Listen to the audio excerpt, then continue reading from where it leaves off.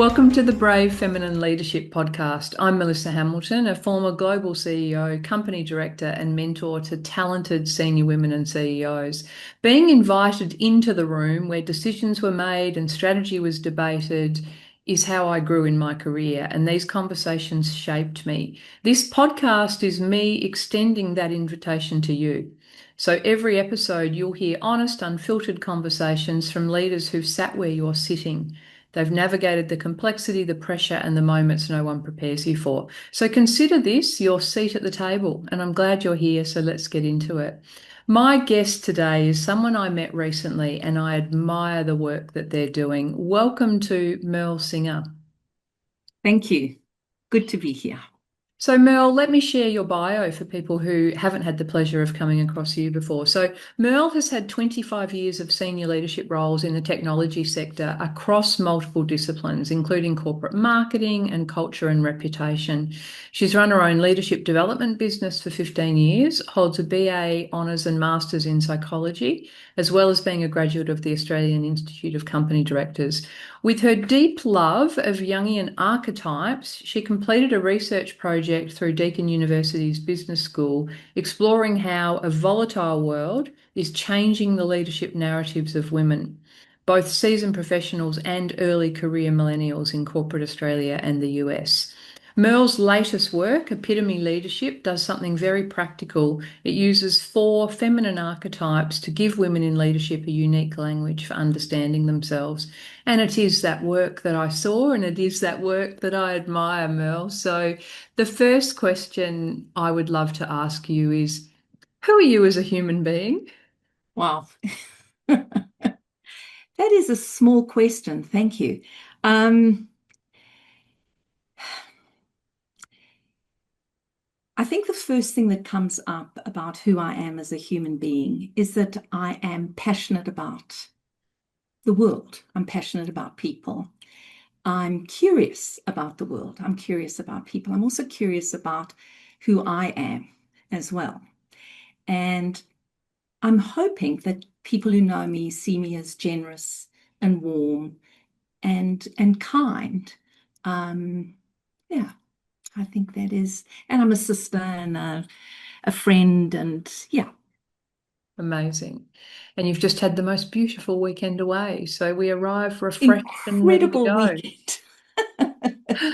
So, Mel, take me back to the beginning of this research. Yes, What is it that made you think I need to dig into this and I need to document that? And maybe we start there. yeah. So I had I'd done some work in the US, I'd done some work in Melbourne, and I was coming back to Sydney. And I thought, you know what is a great way to return home is a very short research project, maybe 3 months, 2, 3 months. And because I'd been in the US, I thought it would be really interesting to explore how, in a volatile world that we know more than it is today, how we as women, both emerging and more seasoned women, how our leadership narratives and stories were changing. And because I didn't have a hypothesis about it, I just thought, I think in the work that I've seen, I think things are shifting.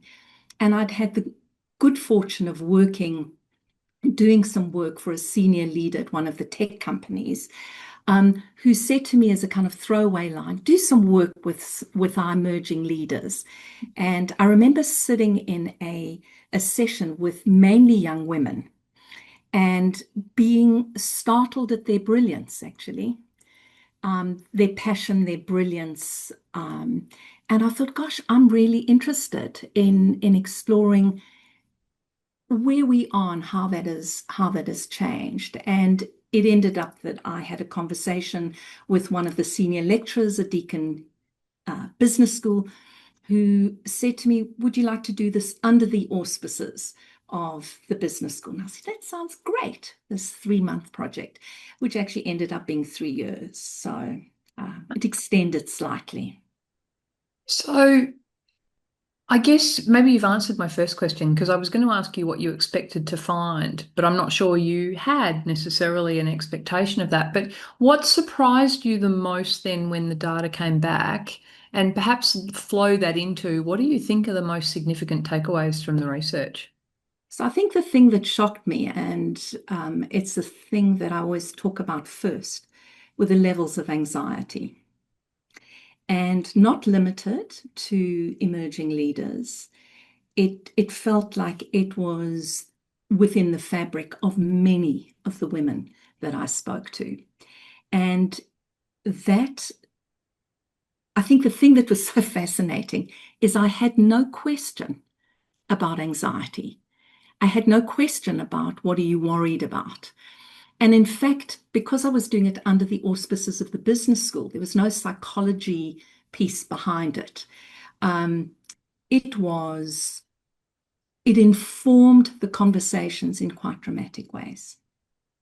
How So, did that anxiety show up? in all ways, they would talk about professional worries, they would talk about personal worries. Um, it, and it was interesting because the second part of my research, which was in the US, really was at the start of COVID. So Mm. there were very different worries.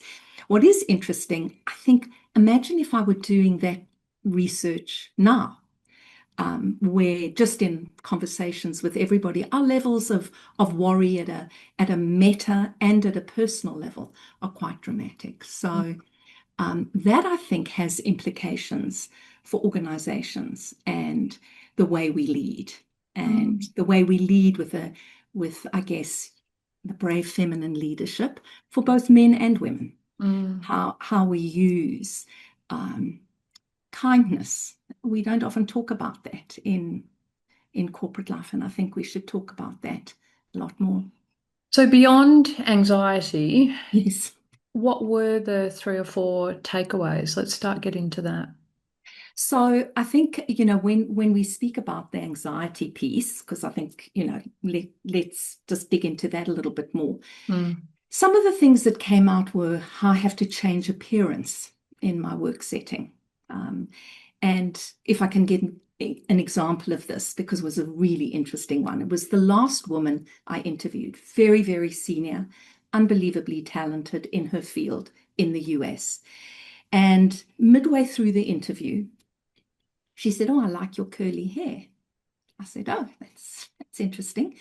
Thanks." She said, "Actually, my hair's curly." She had quite straight hair that looked like it was being grown out. And she said, "When I became the leader, I cut my hair off because I wanted to appear what I thought you needed to appear as a leader. But I've decided to grow it out and to own my full physicality as a woman." It was Mm. quite a shocking, was a kind of a shocking comment, I guess. Mm. I think the other thing that came out is people hiding bits and pieces of their personal lives. So for a number of emerging leaders, being asked, "Oh, when are you going to have kids? Or do you want kids?" Kind of hiding that with the fact that how will this impact my ambitions or my career aspirations? Mm. The third one is, and I think this is one that I know well, being pretty emotional, is moderating our emotional responses within a work context. So it might be we don't want to appear too passionate about things, very difficult personally. We don't want to appear too passionate. We don't want to appear stressed. And that label, we can be labeled as, "Oh, she's feisty," or "she's complex," or "she's difficult." Um, Labels that I don't think I ever hear around men, Mm. actually, or Mm. descriptors around men. And for a number of women, this idea of how we embrace characteristics that are often seen as more masculine. And, that could be anything. That could be, I need to be really assertive. Sometimes I'm aggressive. I know one young woman held a great deal of scorn for one of her senior female leaders. She's a bulldozer.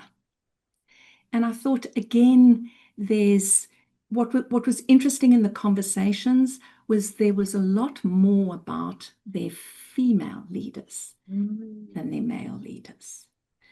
Fascinating. And Merle, one of the things I think you and I touched base on together about that was, there's a number of elements in some of the recent work I've done that are showing that up as well. So recently, the series I mentioned to you about women who understand influence was 5 researchers across top business schools across Australia and the US. And some of the things they shared really line up with what you're talking about there. One was a study that was done, and this was Professor Jen Overbeck from Melbourne Business School. She spoke about a study they did where they went out and asked people, did they view themselves as collaborative or coercive leaders? And it's no surprise to anyone, most people are going to come back and say that they're collaborative. And I think genuinely for a lot of people, they want to be. That is how they see themselves as collaborative leaders. And the research that came back, I think, was surprising in a range of senses. But one I just quickly pull out is that they went and spoke to the people who reported to these leaders, and by far and away, they were viewed as coercive, not collaborative. But the female leaders came out to a higher degree, more of them viewed as coercive than collaborative.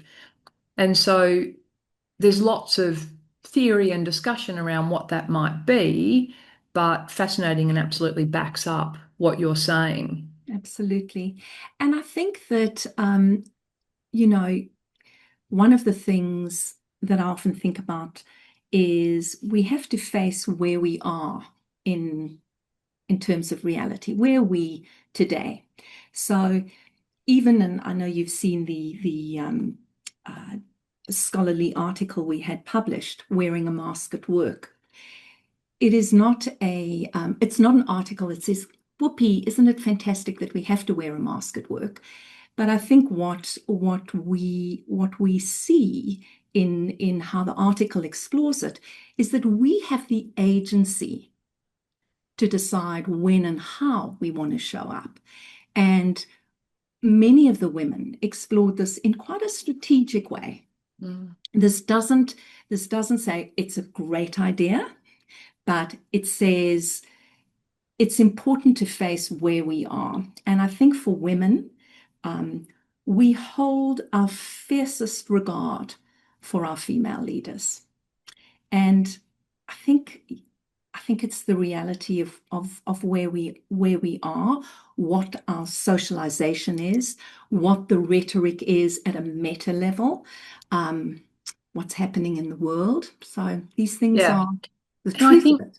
well, these researchers go a little step beyond it, where they talk as well around female leaders. I guess we all deal in archetypes, and I might not be referring to the archetype in the sort of scientific approach or the way that you are. So I'll just sort of use my inverted commas archetype of a leader is still quite masculine in characteristics, and therefore for a lot of females, when they act a certain way, it's seen to be out of character for what we expect of a female. And so leaders, simple things like delegating, female leaders can receive a lot more pushback from their own team than male leaders. So some of this is not imagined. The research kind of bears it out. And the other thing that was interesting was in that study around the coercive versus collaborative, I asked Jen Overbeck about that. And again, we're hypothesizing, but we're going right back to, um, the way that children can be socialized sometimes. And if you think about little boys, they might have a bit of a punch up and then they move on and they're all okay with everything. Little girls, it becomes an emotional, you're kicked out of my group, you're isolated. There's like genuine repercussions. And so her thinking was, as a result of that, many female leaders have not become comfortable with using power or using influence, and they try influence, it doesn't work, and they shift to power very quickly. But I'll stop that there because all that does is give a little bit of context to, I think what I'm hearing you say is, regardless of all of that, you got to work out where you are first, and you've got to have a level of self-awareness in this. And I hear you use the term agency. So people have a choice, right? So can we get into Yeah. that, the things that are in our control, Yes. and put aside the things that are not in our control? Yes. And I think, it's a good segue into the work that I've done with Epitome, is I had such a strong sense, and I've been working with using archetype as a start to my conversations. So it was just a great way to enter the conversation. They did an assessment, and we then had a conversation. And what struck me with it is how quickly people really understood the different elements that were contained within them, as opposed to I'm just a X, or this is how I lead. And during the 3-year research and onwards, I had this really strong feeling of 4 archetypal patterns for women in leadership. And as opposed to them being you this, and therefore you can't be that, I think I see all of them, even in a conversation with somebody. I saw them moving effortlessly at times and then looking for something internally in terms of the conversation. But I thought, what if we imagined that we had a much more flexible and malleable way of leading, and that we could name it for ourselves, not in terms of boxing us into something, but in terms of giving us, I guess, the tools to imagine who we might yet be and who we are today. And are they congruent? And do they feel genuine? And how would we amplify some of them? But it's interesting because you brought up power and influence, because the 4 archetypes that emerged are all centered around our relationship to power. Whether we have it, how we amplify it, what we do with it, what happens when we overdo it. And that is that whole thing when the professor spoke about collaboration versus coercion. How do we remain collaborative but still have the power to move the dial? So suddenly that whole piece, as opposed to something we have to fix inside, because I certainly spent most of my corporate career thinking I have to, there's another thing I need to fix internally. But I think having an idea of, like anything, when you're starting a project, who are we? Who are we today? And why is it that we find ourselves here? And if we're wanting to move or shift, we have that capability. And so I love the idea of the malleability, the contextual nature, the situational nature of archetypes affording us that opportunity of still being genuine, still being true to ourselves, but accessing perhaps different ways of us leading. Does that answer? It does. So, and we will touch on those archetypes and share some stories about those. But I'd love your perspective, Merle, as well on, I often talk about brand versus reputation. So your story versus your reputation and the gap in that. And I think it continues to reinforce that self-awareness that all leaders need to have to be effective. Can I ask your perspective on that? So I think, gosh, it's such an interesting piece, this brand. Having come out of marketing, the sense of the brand and the power of brand. A brand is very powerful. We also know that the same as large organizations, the smallest thing impacts our brand, impacts the reputation that our brand has. So we can spend a long time building our reputation, because reputation, and I'm not sure if it's the same as how you view it, is how others see you. Yes. Your brand is what you think you're giving out, but your reputation is how others decide who you are. And that's even if I think about the first question you asked me, which you knew floored me, who am I? It's all very well saying, I'm passionate and curious. Somebody might think she's just lacks passion. She's completely not curious about anything. That's your reputation.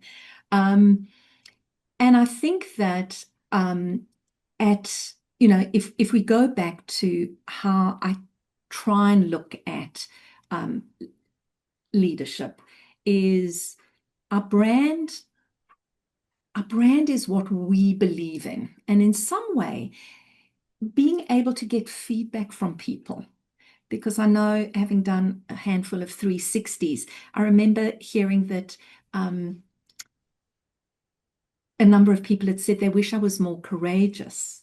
And Mm. I was so incensed by this because I thought I'm so courageous. I'm like the most courageous person I've ever met. But actually, what they were reflecting back to me is the need for me to, I like things to look a certain way, but sometimes you needed, that they were offering me a way to view myself differently, as opposed to me getting defensive that Yeah. how can you say I'm not brave? I'm like, brave feminine leadership. I'm Um, thinking, Merle, of every listener here feeling the hackles on the back of your neck of defensiveness when you get feedback through one of those surveys. And, we've all felt it, we've all received it, but there is a little bit of a power of exploring it, right? So obviously you Super powerful. explored it. Super powerful. And not after going kicking and screaming. Yeah.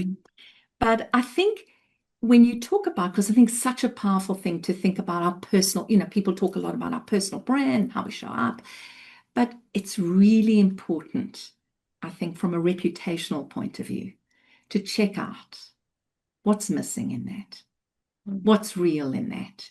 And I know we hear a lot about authentic leadership, and I love the word authenticity. I think it's been overused, and so it's lost its power. Because I always say you could just be an authentic bully, Yeah. really. I mean, that's Yeah. authentic. It's also authentic. But I think that you show up and go, I think this is my brand. Um, and it's in the smallest of points, it's in the smallest of details. I think grand sweeping things are one piece. So I won't mention the airline, but I like to fly that airline because it gets me safely from A to B. Yes. But I go kicking and screaming on that same airline um, because it's the little points. It's the sense that they do care about me. It is just in moments. And I think it's the same, even more for us as individuals. Fascinating. I had so many thoughts that went through my head then and then disappeared, but let's move to they'll come back. They come back. I know they come back. Let's head to the archetypes. But actually, before we do, it did come back. What I hear there, right, is it's the gap between, well, how you intend to land, because ultimately our role as a leader is, we're setting the tone, we're getting things done through other people. Like it's the purpose of the role, really. And so understanding how you're landing is super important. And there's very often that gap, as you say, in those small moments. It's not the big ones, it's the small moments. It's does your head come up with a smile when I walk in the room? Do you value my input on things? Do you ask me? Like we know those things, but it's the moments, right? So let's go into the archetypes and I'd love you to consider a story kind of around each of them if you can, to sort of bring it to life for people so they might see snippets of themselves in each In of them. each of them, Yeah. potentially. So the first one, and I do have to say, when they appeared, I knew their names. I knew their names very clearly. And actually, I'm talking to the research director from, she was at the Center for Psychological Type, which is the group that I used the assessment that they were using. And I said, I've got this fantastic idea for these four female archetypes in leadership. And I knew their names. She was super interested. She said, "Oh, sounds great," but I had nothing else. Yes. But they strode in fully formed. And so the first one, because I think it's the one that we know many women with this, which is the sovereign.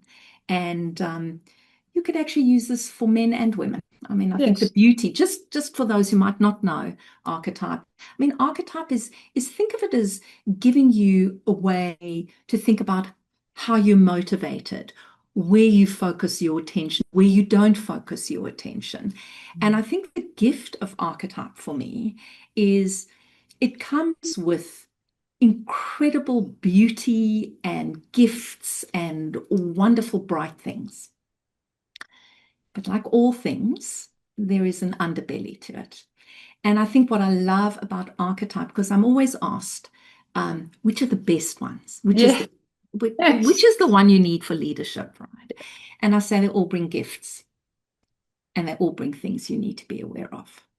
And I also talk about not dialing down one, but amplifying another so that you feel Mm. much more comfortable with all of them. It's not none are better and none are worse. They just are. And so being in conversation with them becomes a powerful thing. I love that. I love dialing one up.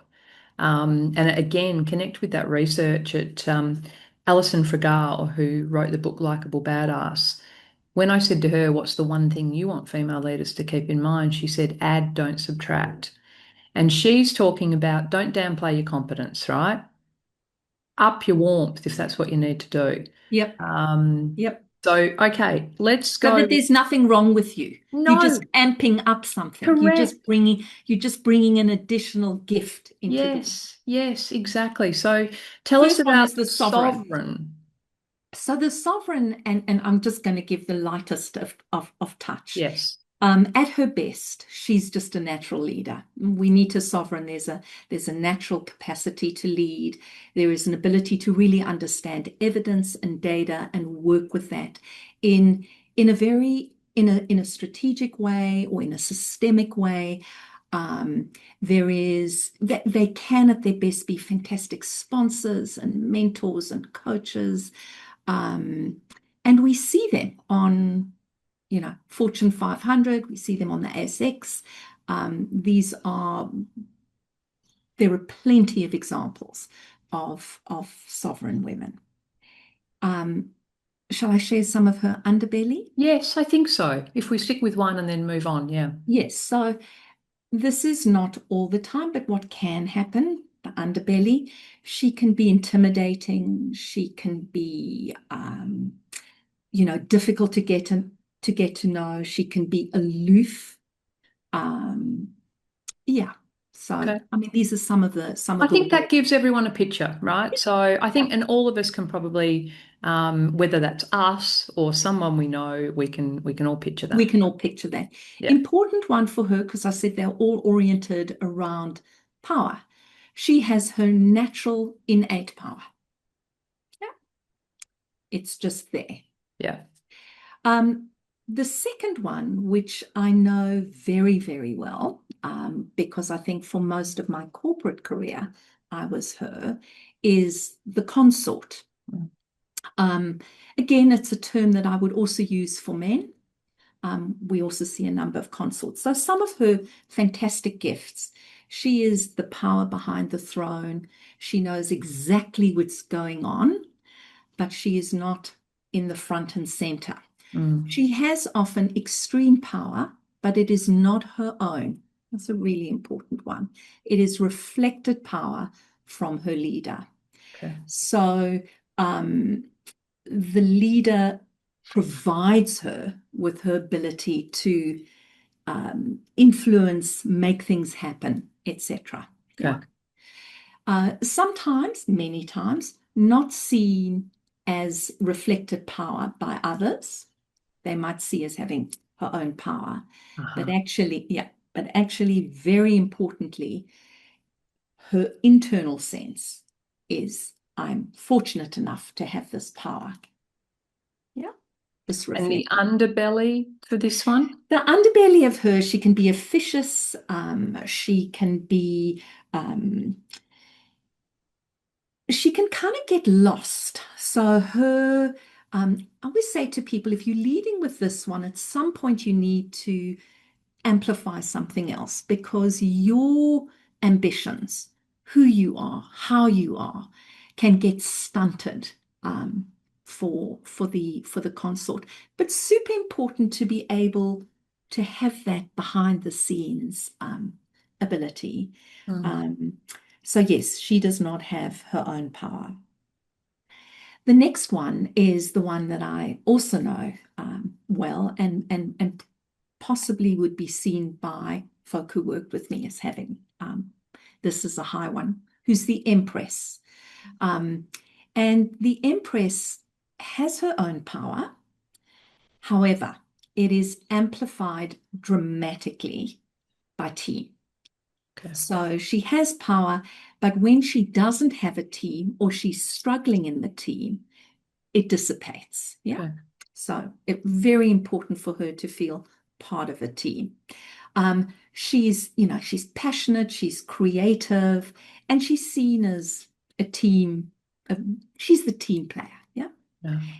At her underbelly, she can play favorites, Okay. mea culpa. She can be chaotic under pressure. Um, her view on evidence and data is much more intuitive. And so I have a friend who is both Empress and Sovereign and works in finance and will look at a business and her instinct is something's not right here. She has to go back to the data to figure out why that is. So that gives you, I guess, a An different idea. way. Yeah. She's very tribal. She can be overly tribal, like you're not in my team Okay. or you're not on my team. Yeah. So that's the Empress. And the final one, who is the most powerful of all of them, is the Seductress. And I use that word because I think sometimes, when I first sort of brought it up in the corporate world, people were like, is that the name you're going to use? That's the name I'm going to use. Absolutely. It's a reclaiming of a very, very powerful and important archetype. And I also say this for men. You do not want to be the seducer. It is not the opposite side of the seductress. The seducer is going to have you either ending up in court Yes. or in front of HR. The seductress is a more internal, a much more feminine way of looking at the world.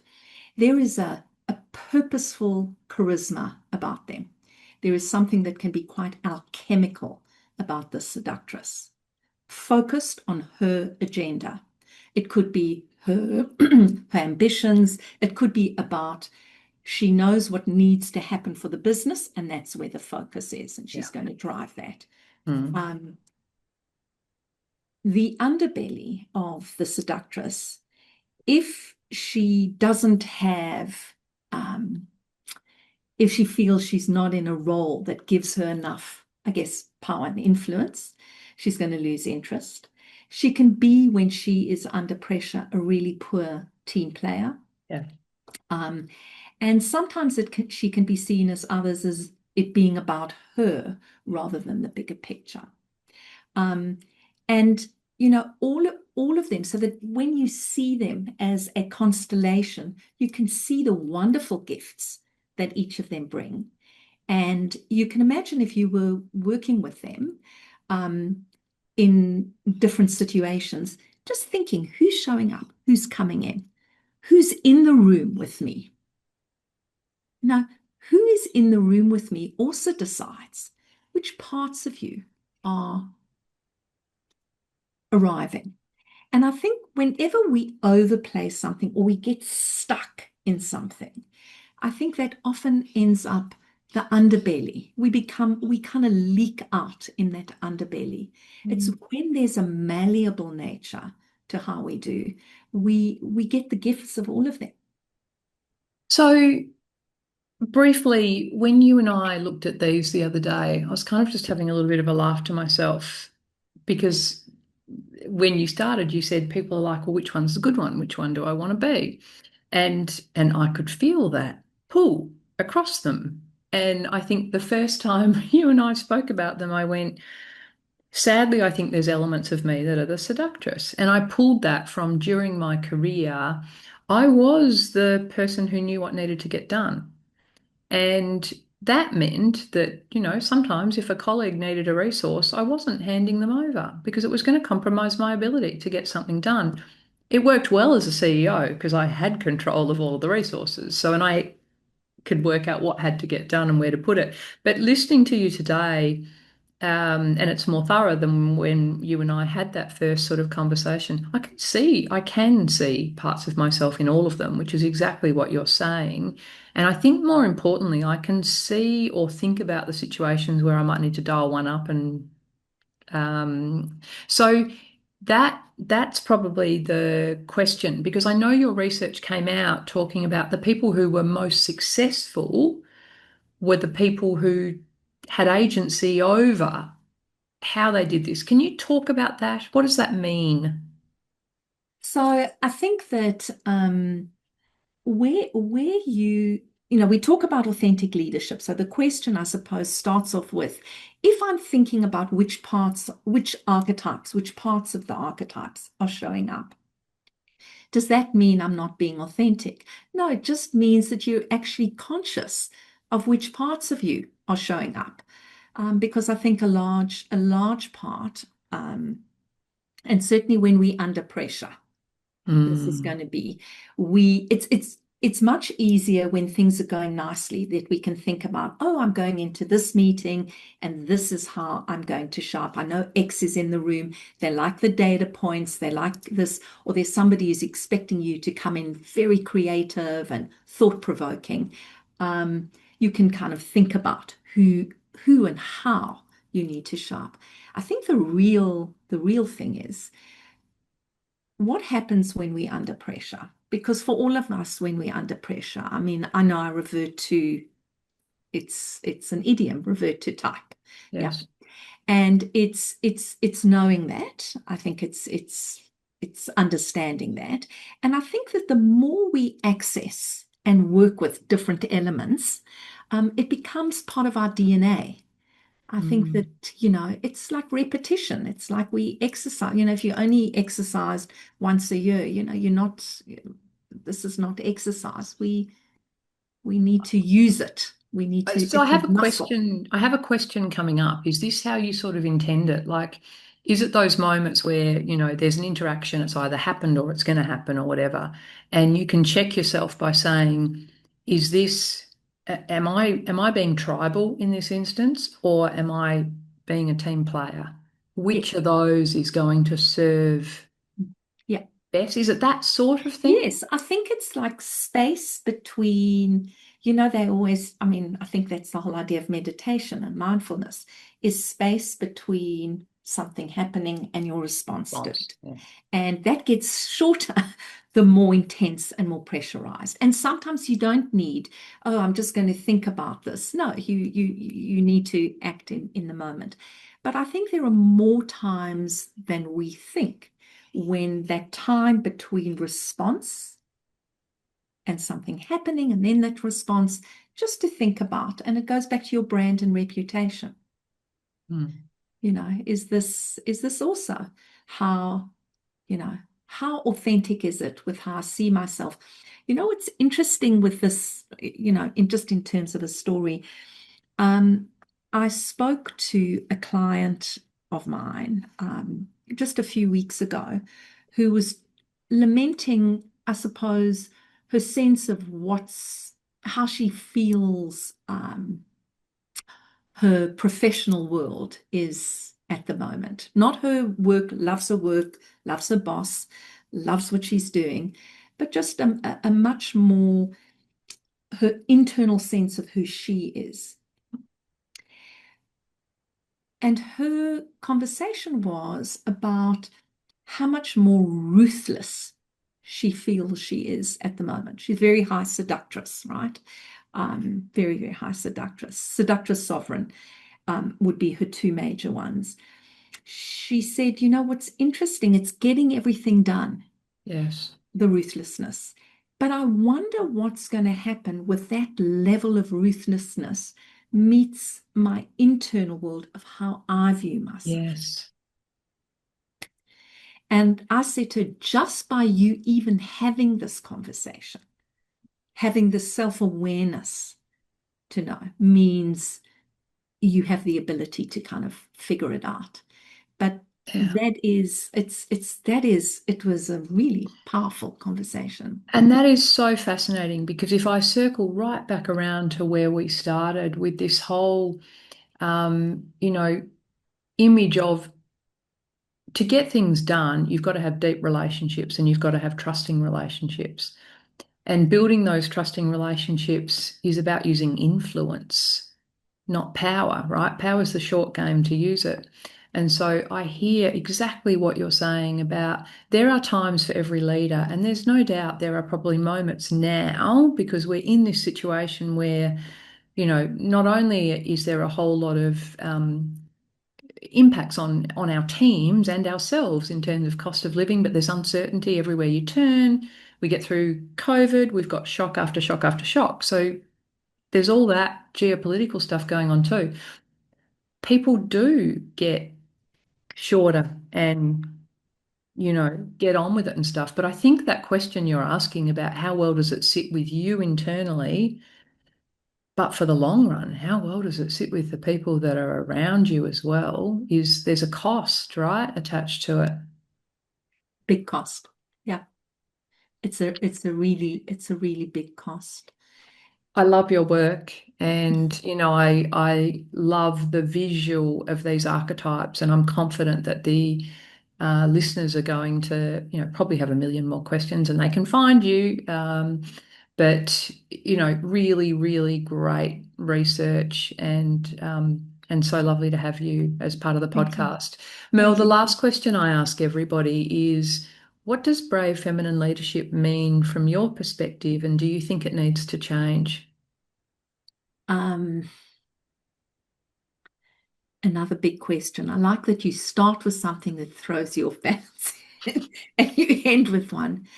I'm going to come at it from brave feminine leadership for the moment that we find ourselves in. I think it is the courage to show up with empathy, with care, with deep kindness. Um, I think our ability to collaborate in tough situations. Mm.